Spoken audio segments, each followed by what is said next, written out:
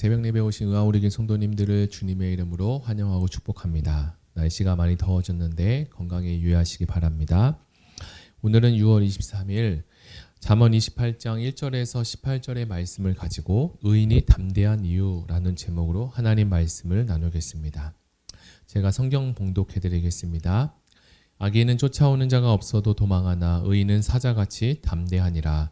나라는 죄가 있으면 주관자가 많아져도 명철과 지식 있는 사람으로 말미암아 장구하게 되느니라. 가난한 자를 학대하는 가난한 자는 곡식을 남기지 아니하는 포구 같으니라. 율법을 버리는 자는 의인을 칭찬하나 율법을 지키는 악인을 대적하느니라. 악인은 정의를 깨닫지 못하나 여호와를 찾는 자는 모든 것을 깨닫느니라. 가난하여도 성실하게 행하는 자는 부유하면서 굳게 행하는 자보다 나으니라. 율법을 지키는 자는 지혜로운 아들이요 음식을 탐하는 자와 사귀는 자는 아기를 욕되게 하느니라. 중한 별리로 자기 재산을 누리는 것은 가난한 사람을 불쌍히 여기는 자를 위하여 그 재산을 저축하는 것이니라. 사람이 귀를 돌려 율법을 듣지 아니하면 그의 기도도 가증하느니라. 정직한 자를 악한 길로 유인하는 자는 스스로 자기 함정에 빠져도 성실한 자는 복을 받느니라. 부자는 자기를 지혜롭게 여기나 가난해도 명철한 자는 자기를 살피느니라. 의인이 득이하면 큰 영화가 있고 악인이 일어나면 사람이 숨느니라. 자기의 죄를 숨기는 자는 형통하지 못하나 죄를 자복하고 버리는 자는 불쌍히 여김을 받으리라. 항상 경외하는 자는 복되거니와 마음을 완악하게 하는 자는 재앙에 빠지리라. 가난한 백성을 압제하는 악한 권한은 부르짖는 사자와 주림 곰 같으니라. 아멘. 네, 오늘의 잠언 28장은 의인과 악인의 삶을 비교하면서 설명을 해주고 있습니다. 잠언 말씀은 지금까지 우리에게 지혜의 말씀을 들려주고 있는데요. 의인과 악인에 대한 지혜를 우리에게 더하여 주고 있습니다. 첫 번째 교훈은 1절 말씀입니다. 1절에 보니까 악인은 쫓아오는 자가 없어도 도망하나 의인은 사자같이 담대하다라고 합니다. 먼저는 악인에 대한 설명인데 악인은 쫓아온 자가 없어도 도망간다고 합니다. 우리나라 속담에 도둑이 제발 저린다라는 말이 있습니다. 이미 도둑은 자신의 죄를 알기에 마음 편안하게 살 수가 없습니다. 아무리 도둑이라도 마음속에 작은 양심이 있기 때문에 그 양심이 자신을 계속적으로 두드립니다. 그래서 악인도 악한 사람을 이 사람 저 사람에게 많은 악한 일을 많이 했을 텐데 그러니 그 마음에 악한 일에 대한 두려움이 가득 있을 것입니다. 그러니 악인은 누가 쫓아온다고 해도 누가 쫓아온다고 해야 두렵고 떨릴 텐데 쫓아오는 자가 아무도 없어도 혼자 도망하고 겁내고 있는 거죠. 반면에 성경에 보니까 앙심에 있어서 화인 맞은 자가 있다고 합니다. 이런 사람은 죄를 짓고도 아무런 죄책감을 느끼지 못하기 때문에 회개할 가능성도 상당히 낮다고 볼 수 있습니다. 그리고 이어서 의인에 대한 설명이 나오는데 쫓기는 악인과는 달리 의인은 사자와 같이 담대하다고 합니다. 여기서 말하는 담대하다는 것은 자기 스스로에 대한 신뢰 그리고 자기 확신이 가득하다는 것을 볼 수 있는데 의인은 자신이나 남에게 잘못한 것이 없으니 당연히 죄책감을 들을 필요도 없죠. 양심에 꺼리낄 일이 없으니 그를 쫓는 그 무엇도 없습니다. 그러므로 악인은 길을 걸을 때 항상 주변을 살피며 누가 있나 하고 보며 쫓기는 삶을 살게 되지만 의인은 당당하게 걸어가며 길을 갈 수 있습니다. 이제 2절은 문자적으로 나라의 반란으로 주권자는 많고 명철과 지식 있는 사람에 의해 그 나라는 오래 지속된다라고 합니다. 이 말은 나라에 죄가 많으면 지도자가 많아져서 올바른 리더십이 세워지지 못하지만 명철이 있는 사람이 지도자가 되면 그 공동체가 오랫동안 지속될 수 있다고 합니다. 즉 지혜로운 의인이 이끄는 공동체가 복이 있습니다. 우리가 위정자를 위해서 그리고 나라 민족을 위해서 기도하는 것은 무엇 때문일까요? 위정자가 하나님을 두려워하고 나라 국민을 위한 길이 어떤 것인지 분별하면 나라가 굳건하게 세워지기 때문입니다. 그렇다면 의로운 지도자와 악한 지도자는 어떻게 다를까요? 이것을 3절과 4절, 5절에서 다루고 있습니다. 3절 가난한 자를 학대하는 가난한 자는 곡식을 남기지 아니하는 포구 같으니라. 율법을 버린 자는 의인을 칭찬하나 율법을 지키는 자는 악인을 대적하느니라. 악인은 의인을 정의를 깨닫지 못하나 여호와를 찾는 자는 모든 것을 깨닫느니라. 3절은 가난한 자를 학대하는 가난한 자는 곡식을 쓸어 하나도 남기지 않은 폭풍우와 같다라고 말합니다. 이는 악한 지도자를 가리키는 묘사인데요. 악한 지도자는 백성들을 이용해서 그들에게 아무것도 남기지 않습니다. 그리고 악한 지도자는 공동체를 돌아보지 않고 오직 자신에게만 관심이 있습니다. 4절은 의인과 악인에 대한 문제를 율법과 연결지어서 이야기하는데요. 악인은 율법을 버린 자에게 칭찬을 받고 율법을 지키는 자에게 대적을 당합니다. 즉 악인이란 바로 율법과 관련이 없는 자를 말합니다. 5절에 보면 악인은 문맥상 악한 관원이나 악한 왕입니다.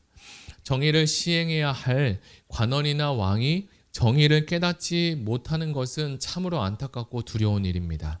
그러나 여호와를 찾으며 여호와의 말씀, 율법의 귀를 기울이는 관원이나 왕은 누가 정의로운 자인지 의로운 자인지 충분히 판단할 수 있는 분별력을 가지고 있습니다.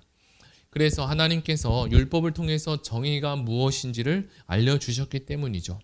사람들은 정의에 대해서 이런저런 이야기로 정의를 하지만 성경이 말하는 정의는 하나님의 기준을 말하며 그 기준에 순종하며 사는 것을 정의라고 합니다.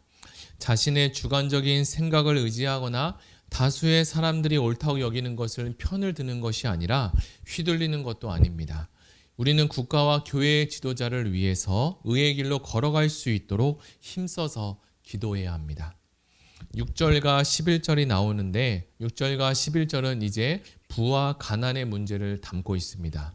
6절에는 가난하여도 성실하게 행하는 자는 부유하면서 굽게 행하는 자보다 나으니라.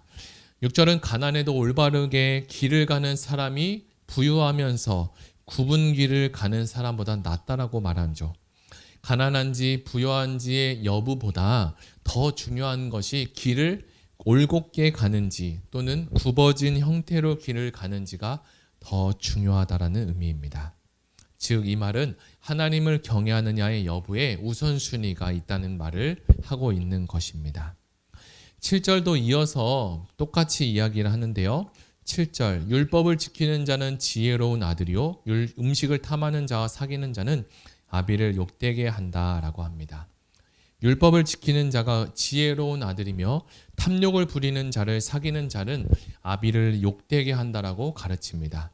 율법을 지키게 되면 율법을 지키지 못하게 되면 결국 탐욕을 부리게 되며 그렇게 되면 부유함을 최고의 우선순위로 두며 살게 되는데 결국은 굽은 길로 가게 되기 때문입니다. 하나님의 말씀을 소화하여 삶에서 순종하며 실천하는 자는 분별력이 있는 자녀입니다. 부모의 근심을 덜어주고 부모를 기쁘게 하는 자녀가 될 것입니다. 그러나 탐식자와 친구가 되는 자녀는 부모를 부끄럽게 하죠. 성경은 음식을 탐하는 자를 말하고 있는데 이것은 7가지 치명적인 죄 중에 하나입니다. 자세히 보면 음식을 탐하는 자는 단기적인 유익을 추구하는 자의 모습이기도 합니다. 탐식자는 탐식으로 인해 장기적으로 피해가 될 것이라는 사실을 모를 수 있습니다. 근데 혹시 안다고 해도 그 결과를 애써 부인하며 현재의 쾌락을 계속 추구할 것입니다. 그런데 이러한 자와 친구가 되어 살게 되면 닮아가게 된다는 거죠. 또한 탐식자는 탐식의 문제로만 그치는 것이 아니라 결국 또 나태한 삶으로 이어지고 정욕적인 삶으로도 이어지게 되죠. 그리고 하나님의 말씀에 대한 갈급함을 느끼지 못하게 되고 이런 자는 결국 부모를 근심케 하게 만듭니다. 자, 이제 12절과 18절은 가난한 백성을 압제하지 말라라는 지혜입니다. 마지막 교훈은 의인은 사람들에게 환영을 받지만 악인은 기피 대상이라고 하는데 의인이 득이하면 큰 영화가 있습니다. 잠언에서도 계속적으로 의인과 악인에 대해서 대조해서 우리에게 지혜를 주는데 의인이 승리하면 사람들은 기뻐하고 감사한다고 합니다. 반면에 악인이 승리하면 불안하고 슬프고 화가 나며 사람들이 숨고 피하게 되죠. 그러나 하나님은 의인뿐만 아니라 악인이 정권을 잡는 것도 허용하십니다. 우리가 구약 성경에 보면 북이스라엘에 악한 왕들이 있었고 남유다에는 선한 왕들이 있었습니다. 의로운 왕이 즉위하면 백성들은 큰 기쁨과 평화를 누리게 되었고 성읍에 또한 기쁨도 있었습니다.